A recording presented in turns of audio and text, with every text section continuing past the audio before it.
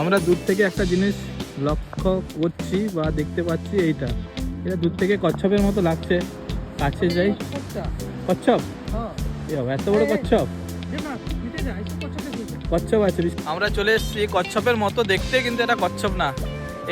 এই প্রাণীটার নাম এখন মনে আসছে না। এবার এই জিনিসটা দেখতে পাচ্ছি, কারোর নাম জানা থাকলে অবশ্যই কমেন্ট করবে, কারণ নামটা মনে আসছে না।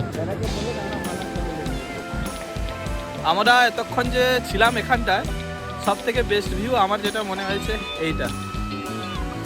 এইটা অনেকগুলো নৌকা আছে, দেখে নাও, হেভি ভিউ। এখন টাইম বাজে 4:30, আর পেছনের ভিউটা ব্যাকগ্রাউন্ডে খুব ভালো লাগছে। আর আমরা 5 জন এসে খুব এনজয় করছি, আজকে খুব এনজয় হয়েছে, নিজেরা ফিস্ট করে খেয়েছি, খুব ভালো লেগেছে। ওয়াও।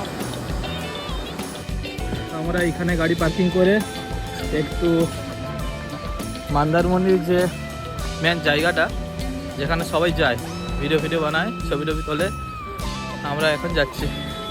টাইম বাজছে 5টা পেরিয়ে গেছে, হেঁটে যাচ্ছি।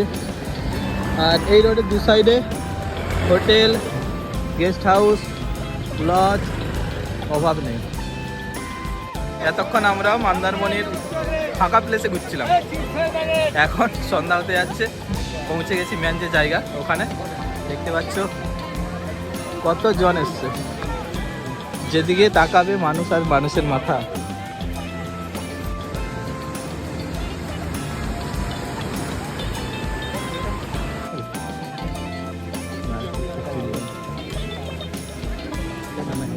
আমরা এখন মন্দারমণির যে মেন সি বিচটা থেকে বেরিয়ে পড়ছি।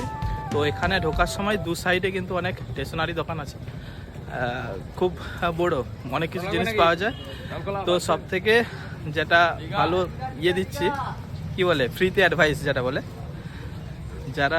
যাদের গার্লফ্রেন্ড আছে আর যারা বিয়ে করেছো, এইখানে নিয়ে আসবেন। অনেক স্টেশনারি দোকান আছে, মাল্লুটাও হাত থেকে বেরিয়ে যাবে। দেখতেই পাচ্ছ এখন সন্ধ্যা হয়ে গেছে, আর অলরেডি মন্দারমণি লাইট জ্বলে উঠছে, দেখতেও খুব ভালো লাগছে। রাত্রেবেলা, দিনের বেলা ভিউ অন্যরকম, রাত্রেবেলা ভিউ অন্যরকম সব জায়গায়।